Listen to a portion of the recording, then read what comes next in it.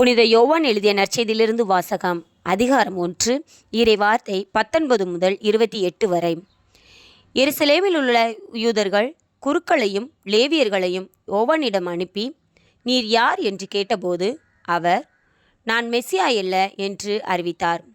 இதை அவர் வெளிப்படையாக கூறி மறுக்காமல் ஒப்புக்கொண்டார். அப்போது, அப்படியானால் நீர் யார்? நீர் எலியாவா என்று அவர்கள் கேட்க, அவர் நானல்ல என்றார்.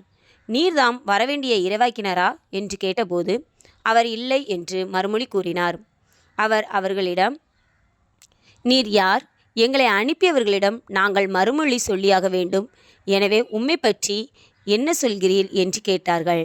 அதற்கு அவர், ஆண்டவருக்காக வழியை செம்மையாக்குங்கள் என பாலை நிலத்தில் ஒரு குரல் ஒன்று கேட்கிறது என்று இறைவாக்கினர் எசையா உரைத்தது என்னை பற்றியே என்றார்.